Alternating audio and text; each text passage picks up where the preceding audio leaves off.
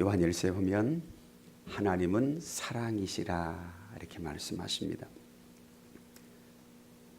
하나님이 사랑의 하나님이라는 사실이 가깝게 느껴지시는지요? 아니면 성경에서는 하나님이 사랑이시라고 말하고 요한복음 3장에서는 하나님이 세상을 이처럼 사랑하셨다 그러는데 나에게는 하나님이 사랑이시지 않은 것 같다 생각이 드시는 분 혹시 계신가요? 그런 분 계세요? 그래요? 어느 부분에 고개를 끄덕이시는 건가요? 그러나 성경 전체를 보면 정말 하나님은 사랑이십니다. 때로는 내 감정, 내 기준, 내 욕심, 조급함에 의해서 하나님 앞에 서운한 생각이 들 때도 있습니다만 나중에 보면 내가 서운한 게 아니라 하나님이 서운하셨을 것 같고 내가 상처받고 감정이 상한 게 아니라 하나님이 상처받으셨을 수 있겠다.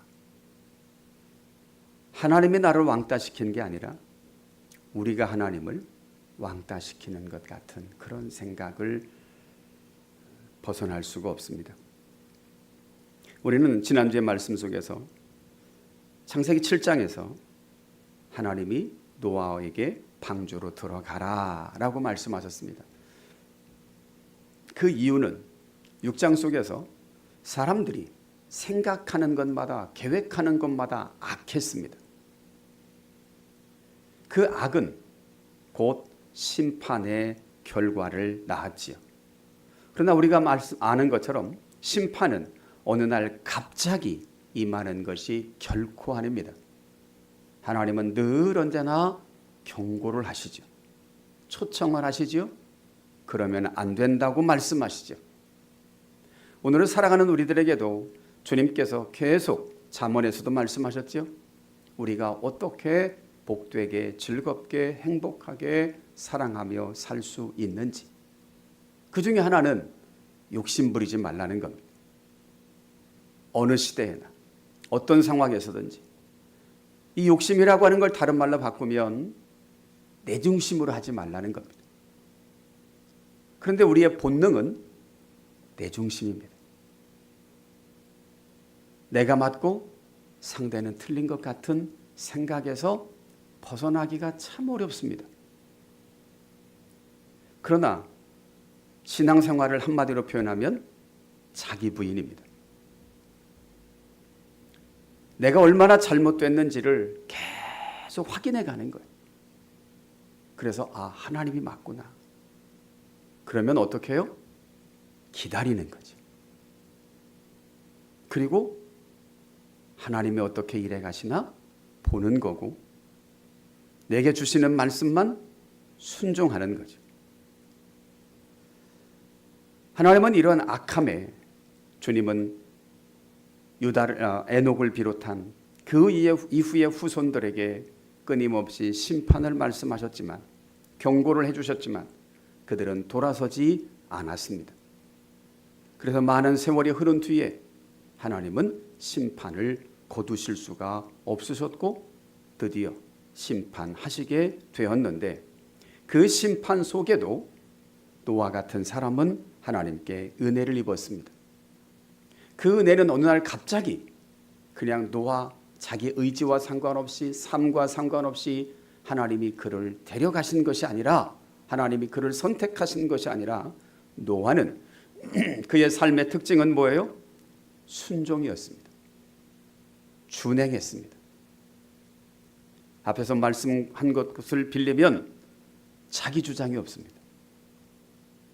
저항이 없네요. 이거 해라. 왜 해야 되는데요? 왜 나만 시켜요? 이런 이야기들이 어른이든 어린아이든 늘 언제나 많습니다. 그런데 이해되지 않는 것을 말씀하셔도 노아는 저항을 하지 않고 질문하지 않고 그대로 행했다고 말합니다.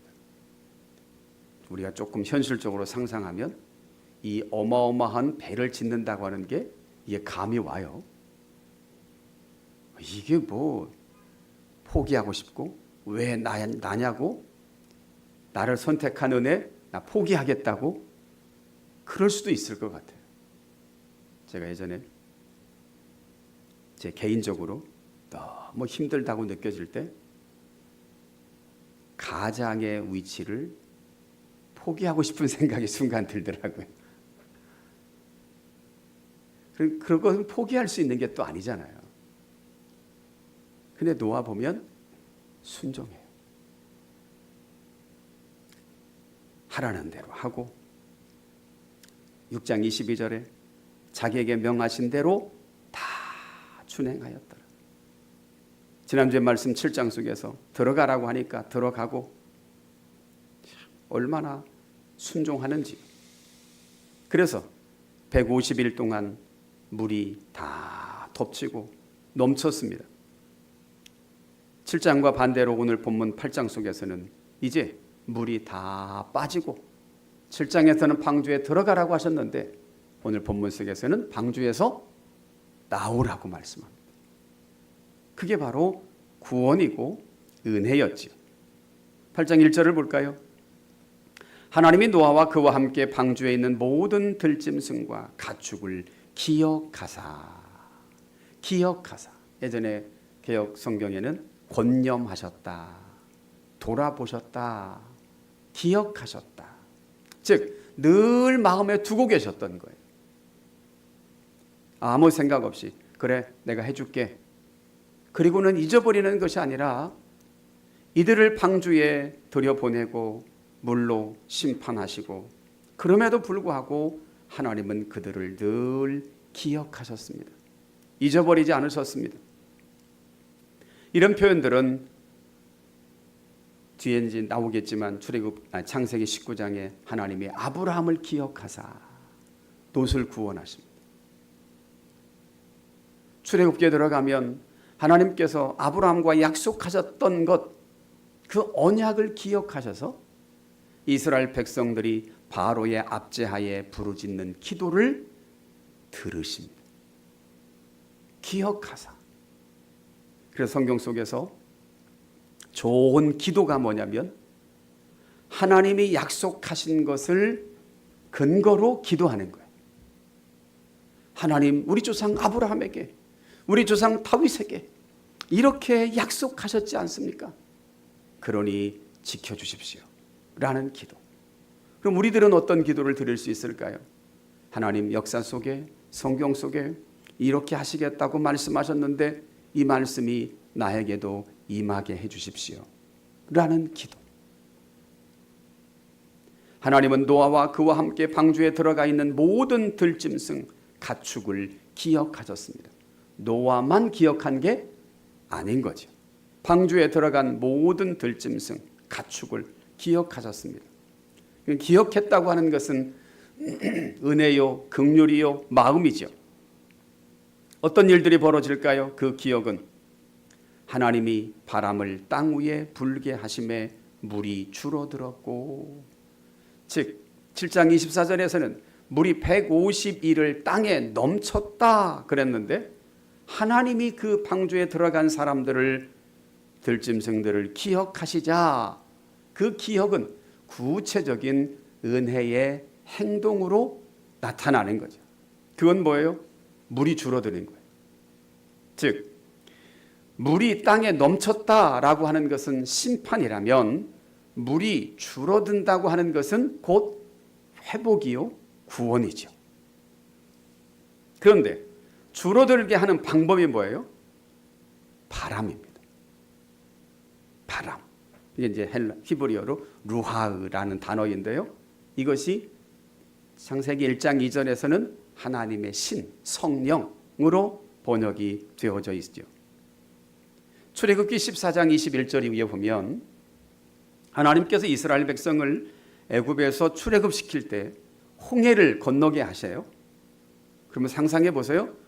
홍해를 있으면 그 밑에 돌이 있든 모래가 있든, 만약에 우리나라의 서해처럼 진흙벌이었다면 거기서 어떻게 건너갈 수 있었을까요?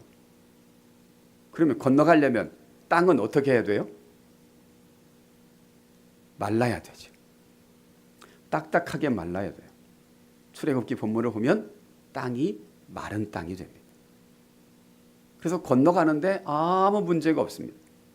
오늘 본문도.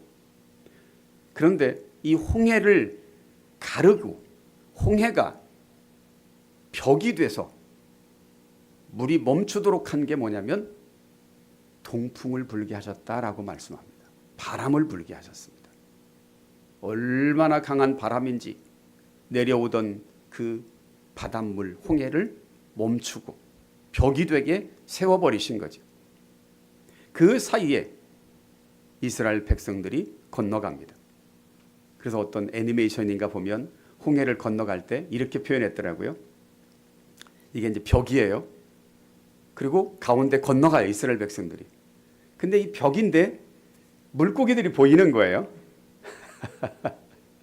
그러면 그렇게 표현했더라고요. 아, 참 상상력 얼마나 좋은지. 오늘 본문도 마찬가지예요. 하나님께서 심판하실 때 150일 땅이 넘쳤고 땅에, 그 다음에 아무리 높은 산이라도 다 잠겼다고 말씀하셨습니다. 그런데 하나님이 그들을 기억하시자 바람을 불게 하셨습니다. 그랬더니 물이 줄어드네요. 구체적인 2절을 볼까요? 기품의 샘과 하늘의 창문이 닫히고 7장에서는 모든 것들이 다 열려버렸죠. 그래서 비가 내리죠. 하늘에서 땅에서. 그런데 2절에 보면 반대로 닫혀버렸습니다. 그래서 비가 그칩니다. 그러니까 3절 물이 땅에서 물러가고 점점 물러가서 150일 후에 줄어들었다라고 말하고 있습니다. 이런 모습은 창세기 1장에서 창조 때의 모습과 흡사합니다. 창세기 1장에서 보면 하나님이 태초에 천지를 창조하시니라 하나님의 신은 수면 위에 운행하시니라 라고 말씀하죠. 그리고 나서 하나님이 마치 이런 거죠. 우리가 이해하는 거는 하나님이 지구를 만드셨다면 지구 중심으로 그 안에 물이 다 쌓여 있는 거예요. 그래서 창세기 1장을 보면 하나님께서 아랫물과 위에물로 나누셨어요. 그 사이가 뭐예요? 궁창이죠. 위에 물이 있어요. 물 아래가 있어요. 그리고 그것도 붓이 드러나게 하시자 육지가 되고 바다가 되고 하나님께서 그렇게 만드셨거든요. 오늘 본문에도 보면 마치 그런 모습입니다. 150일의 동안에 땅에 넘쳤어요. 다 물로 잠겨버린 거죠. 그런데 하나님께서 바람을 불게 하셔서 물이 물러가게 하시고 그 다음에 어떻게 돼요? 땅이 조금씩 드러나게 되는 이런 모습. 그 사이에 4절 보면 일곱째 달 그 달 11의 날에 방주가 아라랏산에 머물렀다. 이 어마어마한 방주가 이곳저곳. 방주의 특징이 뭐라 그랬죠? 돛도 없고 닷도 없고 동력도 없어요. 아무것도 없어요. 그냥 그 안에만 있으면 되는 거예요. 그래서 물결 흘러가는 대로 때로는 하나님이 원하시는 대로 갈 수밖에 없는 것. 그게 방주였지. 다른 말로 바꾸면 그냥 들어가면 자기 의사는 필요가 없는 거예요. 그냥 내어 맡기고 흘러가는 대로 갈 수밖에 없는, 순종할 수밖에 없는 그런 상황이죠. 아라랏산에 머물렀다고 말합니다. 그래서 유튜브나 이런 곳에 계속 끊임없이 아라랏산이 도대체 어디냐 그러면서 멀리 인공 그 사진을 보니까 노아의 배의 모습으로 돼 있는 데가 있다. 그러면서 지금도 여기저기에 누가 등산 갔다가 배 조각을 발견했다 그러고 자꾸 이런 데 나오지만 아라랏산의 이름은 학자들에 의하면 또 본문의 단어 그 자체에 의하면 아라랏산은 하나의 단수가 아니라 아라랏산들, 그래서 복수라고 표현하고 있다는 겁니다. 그래서 어느 한 지점을 지칭하는 것이 아니라 사람들은 이런 이야기를 보면 꼭 꼭 거기가 뭔가가 있고 그걸 발견하고 거기에 특징 어떤 의미를 부여하고 이러려고 하는데, 중요한 것은 하나님께서 그렇게 하셨고 구원하셨고 그 다음에 물이 내려가자 한 곳에 머무르게 하셨다는 거예요. 그 모든 것들을 누가 해요? 하나님이 하시죠. 왜? 8장 1절에 기억하셨기 때문에. 즉 그 기억하셨다고 하는 것은 하나님의 사랑이죠. 그 사랑의 근거에서 하나님께서 하나하나 심판하셨다가도 남겨 있는 사람들을 다시 이 땅에 내어놓는 일들을 하고 계십니다. 구체적으로 5절 보면 물이 점점 줄어들었습니다. 그러나 열째 달 곧 그 달 초하룻 날에 산들의 봉우리가 보입니다. 그러니까 이런 기간도 150일입니다. 물이 넘쳤던 기간도 150일, 물이 점점 빠지는 기간도 150일. 6절, 그리고 나서 그 이후에 40일이 지납니다. 노아가 그 방주에 낸 창문을 열고 확인하기 위해서 7절, 까마귀를 내보내네요. 그랬더니 까마귀가 물이 땅에서 마르기까지 날아 왕래해요. 돌아오지 않아요. 그래서 8절, 그가 또 비둘기를 내놓습니다. 그러자 물이 줄었는지를 알고자 해서 비둘기를 내놓는데 이렇게 말합니다.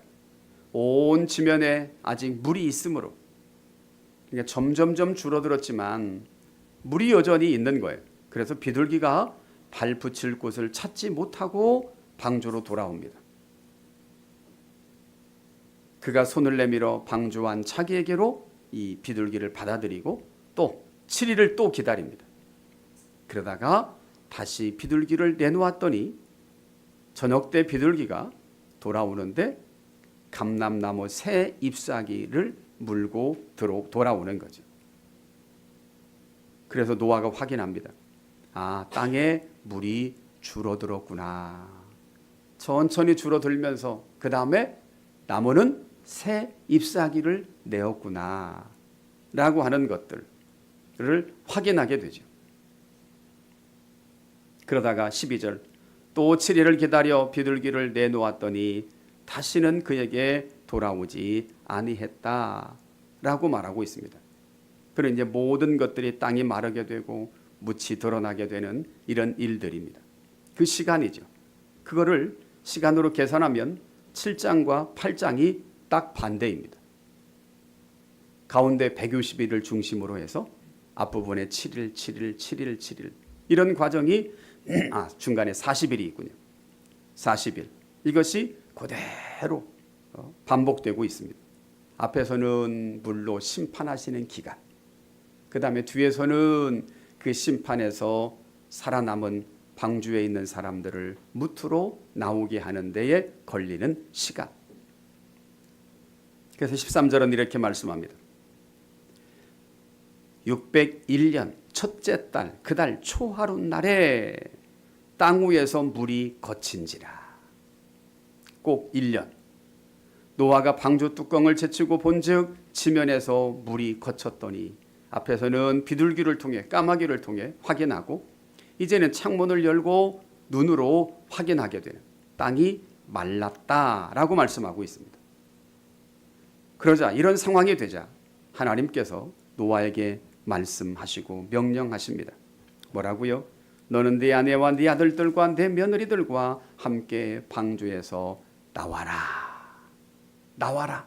7장에서는 들어가라 라고 했고 8장에서는 나와라 라고 말씀합니다. 들어가는 것은 목적 자체가 아닙니다. 종착역이 아닙니다. 나오기 위해서 잠시 들어가는 것뿐이죠. 오늘날 우리가 이 땅에 사는 동안도 고난도 마찬가지입니다. 우리는 성경을 통해서도 많은 사람들의 고백과 간증을 통해서도 이런 이야기를 듣습니다. 고난은 축복이라고. 동의하시나요? 고난은 축복이라고요. 고난은 변장된, 포장된 축복이다. 이렇게 표현들 합니다. 고난 자체가 축복일 수는 없습니다. 고난 자체는 힘들고 아픕니다. 근데 왜 고난이 축복일까요? 고난을 통한 성장, 고난을 통한 깨달음, 고난을 통한 변화, 이것이 있기 때문에 고난을 축복이라고 말하는 거죠. 고난 자체는 아픔입니다. 힘듦입니다. 즐거울 수가 없습니다. 그러나 고난을 통해 깨닫고 변화되고 성장하고 열매 맺는 이런 모습들을 보니 현 시점에서, 고난을 통과한 현 시점에서 과거를 돌아보니 그건 복이었어 라고 생각하는 거죠. 오늘 본문도 그렇습니다. 방주에 들어가는 것 그 자체가 목적은 아니었습니다. 하나님께서 물로 심판하실 때 그들을 구원하는 방법 중에 하나였을 뿐이죠. 그리고 나서 이 땅에 이제 물이 다 거치고 땅이 마르자 다시 방주에서 나오는 거예요. 나오라고 말씀합니다. 17절 그러면서 이렇게 또 말씀하시네요. 너와 함께한 모든 혈육 있는 생물 곧 새와 가축과 땅에 기는 모든 것을 다 이끌어내라. 앞부분에서는 방주에 들여보내신 것은 누가 하셨어요? 하나님이 하셨어요. 종류별로 노아가 그걸 어떻게 데리고 와서 어떻게 강제로 들여놓겠어요? 하나님이 하셨어요. 오늘 본문은 이렇게 말합니다. 너와 함께 방주에서 있었던 혈육 있는 생물, 새, 가축, 땅에 기는 모든 짐승들 다 밖으로, 너만 나오지 말고 그들도 이끌어내라. 방주에서. 그러면서 말씀하기를 이것들이 새, 가축, 모든 짐승들이 땅에서 생육하고 땅에서 번성하리라 말씀합니다. 그럼 하나님은 이렇게 모든 혈육이 있는 자, 왜냐하면 6장에서 생각하는 것, 계획하는 것이 다 악할 뿐이었기 때문에 또 자기 눈에 보기에 좋은 대로 여인들을, 사람의 딸들을 데려다가 아내들을 삼아서 우상을 섬기고 하나님의 창조 질서를 어지럽혔던 그들에게 하나님은 물로 심판하셨습니다. 이런 심판이 있기 전에 창세기 1장 26절 이후에 하나님은 말씀하셨죠. 아담과 하와에게 복을 주시며 이르시되 생육하고 번성하여 땅에 충만하라. 땅을 정복하라. 땅을 다스리라. 왕권을 위임하셨는데 심판하신 뒤에도 여전히 하나님의 계획은 변함이 없으십니다. 땅에서 생육하고 번성하라고 말씀하십니다. 그러면 하나님의 계획은 바뀌었나요? 안 바뀌었나요? 하나님의 계획은 바뀐 게 없어요. 인류의 시작인 아담과 하와를 통해서 생육하고 번성하라 말씀하셨던 것처럼 물로 심판하신 뒤에도 동일하게 생육하고 번성하라고 말씀하십니다. 그럼 어떤 사람은 이런 질문을 할지 몰라요. 아니 다 심판해놓고 또 생육하고 번성하라고 하면 뭐하러 심판하시냐고. 우리는 하나님께서 왜 심판하신 뒤에 다 싹 쓸어버리신 뒤에 다시 생육하고 번성하라고 말씀하실까요? 도대체 하나님의 마음은 뭘까요? 하나님의 뜻은 어디에 있을까요? 제가 드리는 질문입니다. 창세기 1장에서 생육하고 번성하라고 하셔서 6장에서 악을 지어서 7장에서 심판하셨어요. 그런데 8장과 다음 주에 살필 9장에서도 여전히 똑같이 말씀하십니다. 생육하고 번성하라고요. 그럼 하나님의 마음은 어디에 있는 걸까요? 문자 그대로 생육하고 번성하여 땅에 충만하라고 하는 이 말씀을 주님은 이랬다 저랬다 하는 건가요? 아니면 그냥 고집부려서 똑같은 말을 반복하시는 건가요? 이 말씀 속에 내포되어 있는 하나님의 뜻, 하나님의 마음, 하나님의 계획, 하나님의 기대, 하나님의 정신은 무엇일까요? 어떤 거인 것 같으세요?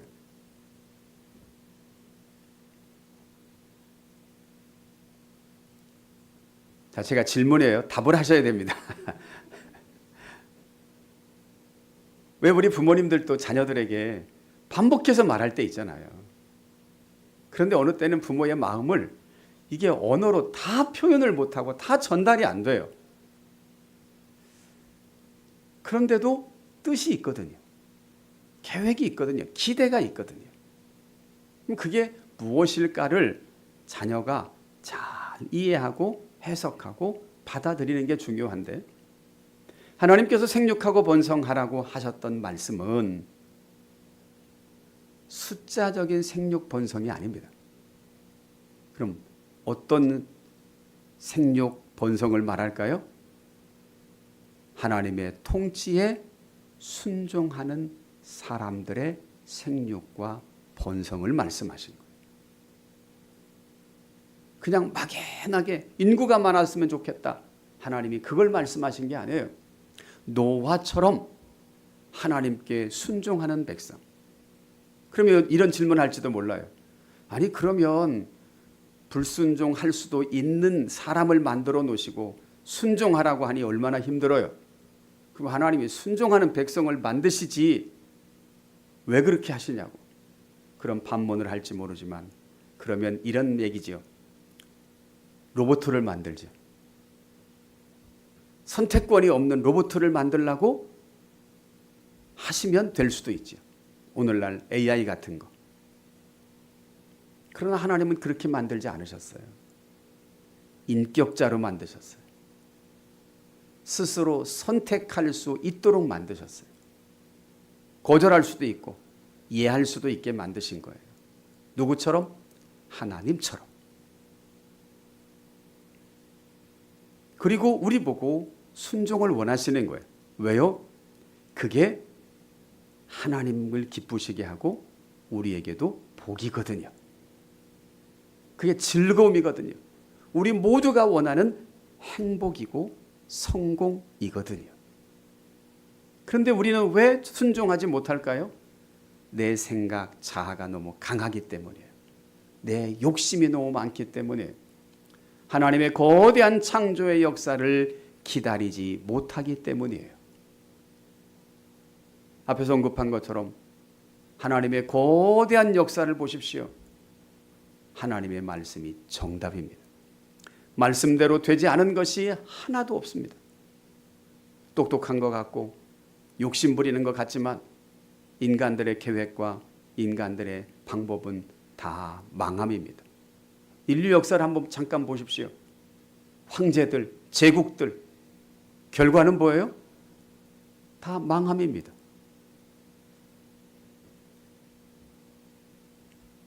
하나님의 계획은 바뀐 적이 없습니다. 앞으로도 마찬가지입니다.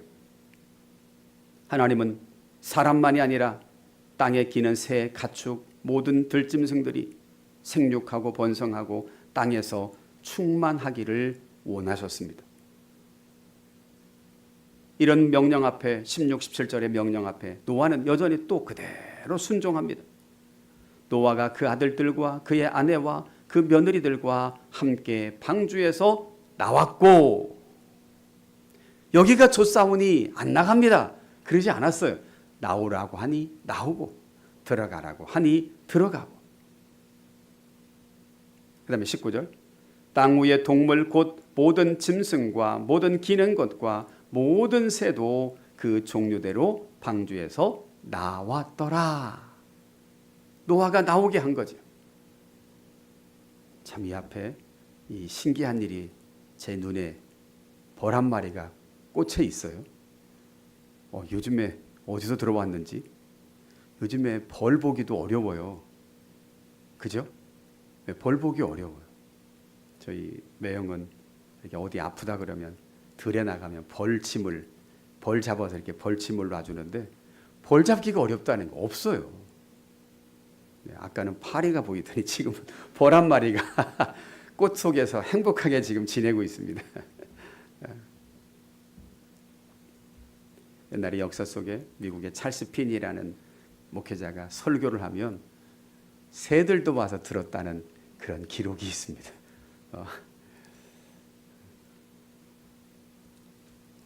얘도 예배를 드리러 왔나 봐요. 노아는 특징은 그의 생애에 순종밖에 없어요. 순종. 그대로 하라는 대로 하는 거예요.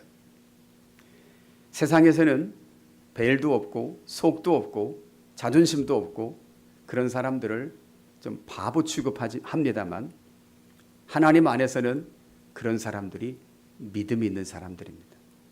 하나님의 말씀에 순종하는 사람들. 그런 사람의 생애를 하나님께서 책임져 주실 줄로 믿습니다. 20절 볼까요? 이렇게 노아가 모든 생물들과 함께 짐승과 함께 방주에서 다 나왔어요. 그럼 노아가 나온 뒤에 하는 첫 번째 일이 뭐냐면 하나님 앞에 번제를 드립니다. 사실 성경 속에서도 인류의 첫사람 아담과 하와의 후손 가인과 아벨이 했던 첫 번째 것이 하나님 앞에 제단을 쌓는 거죠. 우리는 에스라에서도 그들이 포로에서 돌아오는 목적은 성전 재건입니다. 성전을 재건한 뒤에 첫 번째 하는 일이 뭐예요? 하나님 앞에 제사를 드리는 거죠. 오늘 본문도 그렇습니다. 구원받은 노아가 심판 모두 다 진멸되어지는 그 속에서 구원받았던 노아가 방주에서 나온 뒤에 하는 첫 번째 일, 여호와께 제단을 쌓고 입니다. 번제로 드렸다는 겁니다. 첫 번째예요. 그러면 노아는 어떤 마음이었을까요?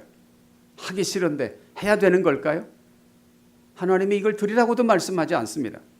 그런데 노아가 차원함으로 하나님 앞에 제단을 쌓고 여호와께 번제를 드립니다. 이 번제의 모습은 노아 입장에서는 감격이었을 것임에 틀림없습니다. 차원함으로 기쁨으로 하나님 앞에 제사를 드리는 모습입니다. 무엇으로?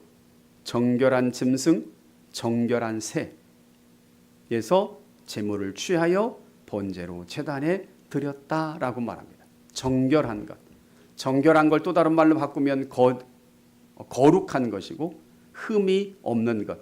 하나님이 받으시기에 합당한 제물입니다. 우리 예배도 마찬가지죠. 내가 드리는 내가 기준이 아니라 받으시는 하나님이 기준입니다. 그래서 예배도 찬양도 기도도 순종도 하나님이 받으시기에 합당한 예배가 되도록 드리는 것, 그것이 중요하지. 그래서 예전에 저도 자신도 돌아봅니다. 지금까지 60여 년 가까이 살면서 하나님이 나는 수천 번의 예배를 드렸는데 예배에 참석한 거죠. 그러면 내가 드린 예배 하나님은 몇 번이나 받으셨을까? 바꿔 표현하면 하나님이 받으시기에 합당한 예배를 나는 몇 번이나 드렸을까? 라는 질문입니다. 저와 여러분들 과거는 과거라 하더라도 남겨진 생애 동안 내 중심이 아니라 하나님 중심으로 하나님이 받으시기에 합당한 예배, 오늘 본문에서처럼 정결한 짐승, 정결한 새, 그걸 취해서 하나님 앞에 드렸습니다. 우리는 알죠? 우리 로마서 12장 2절 뭐라고 말씀하냐면 그러므로 형제들아 내가 하나님의 모든 자비하심으로 너희를 권하노니 너희 몸을 하나님이 기뻐하시는 거룩한 산 제물로 드리라. 이는 너희가 드릴 영적 예배다. 합당한 예배다. 마땅한 예배다. 너희 몸을 드려라. 어떻게? 하나님이 기뻐하시는 거룩한 산 제물로. 특징은 뭘까요? 제물의 특징은 하나님이 받으시기 합당한 제물의 특징, 조건은 첫 번째, 살아있어야 됩니다. 제물이 살아있어야 돼요. 두 번째, 흠이 없어야 됩니다. 하나님은 저는 것, 병든 것, 다리 부러진 것 이거 받지 않으십니다.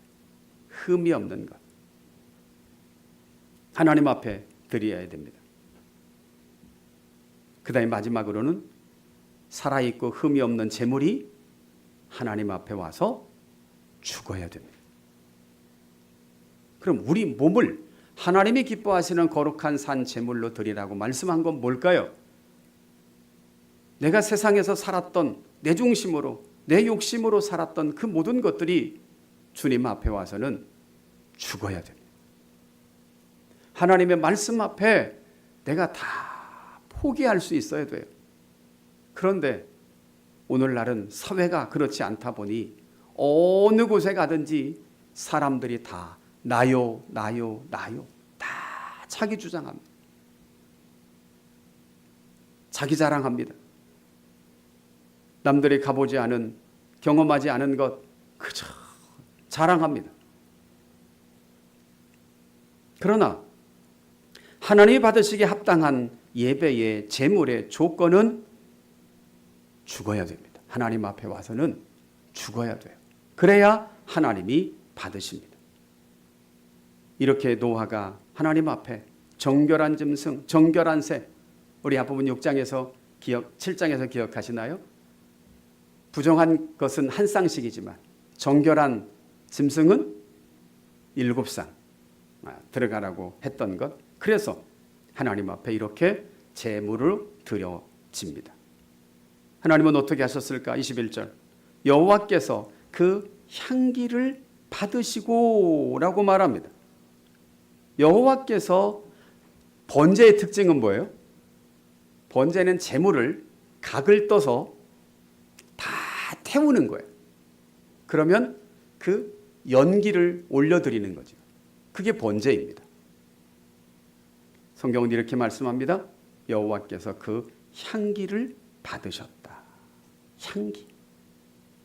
아침에도 커피를 탔더니 옆에 있는 한 분이 우와 감탄을 하대요. 커피 향이 좋다고. 하나님께서 이 정결한 짐승, 정결한 새를 취해서 노아가 번제로 드렸던 이 향기를 받으셨습니다. 하나님이 받으셨어요. 그러니까 하나님께서 받으시고 나서 이렇게 스스로 결단하십니다. 어떻게 해요? 중심에 이르시되 마음에 이르시되. 창세기 1장에서도 하나님이 계획하시기를, 어떤 계획? 창조 계획. 우리가 우리의 형상대로 우리의 모양을 따라 사람을 만들자. 그리고 그로 인해서 모든 만물을 다스리게 하자 계획하셨던 거예요. 오늘 본문도 마찬가지네요. 중심에 마음에 이르시되 스스로 한 거예요. 누군가와 약속한 게 아니고 마음에 이르시되 하나님 자신에게 이르신 거지. 내가 다시는 사람으로 말미암아 땅을 저주하지 아니하리니. 땅이 왜 저주를 받았어요? 사람 때문에.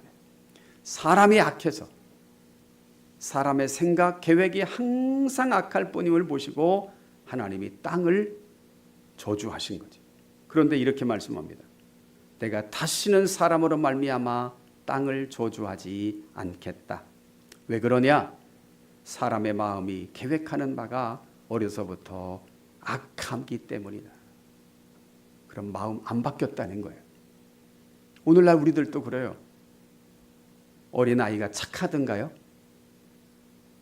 자녀들을 키워보시고 어렸을 때 아이가 착한가요? 제가 보는 3명을 키워보니 아이들이 안 착하더라고요. 안 착해요. 다 자기 중심이에요. 엄마가 눈물 흘리고 엉엉 울어도 아무 상관없어요. 왜 그러지? 그리고는 뭐 피가 나도 자기 먹을 거는 끊임없이 먹습니다. 오늘 본문에도 그래요. 이렇게 심판한 뒤에도 사람이 바뀌지 않았어요. 사람이 마음이 계획하는 바가 어려서부터 악하기 때문에 그걸 하나님이 인정하시는 것 같습니다. 그래서 이렇게 말씀해요. 내가 전에 행한 것 같이 모든 생물을 다시 멸하지 않겠다. 심판이 없겠다 이게 아니고 공동체 전체적으로 싹쓸이 하는 일은 없겠다는 거예요.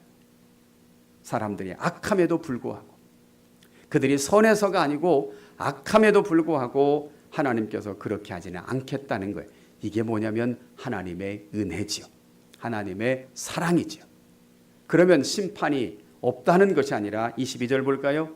땅이 있을 동안에는 뭐가 반복되냐? 심음과 거둠, 추위와 더위, 여름과 겨울, 낮과 밤. 이건 뭐냐면 21절의 말씀에 의하면 모든 만물을 동시에 싹쓸이하는 심판은 없겠지만, 즉 개별적, 지역적 이런 심판은 있겠다는 거죠. 그게 대조하기를 심음과 거둠.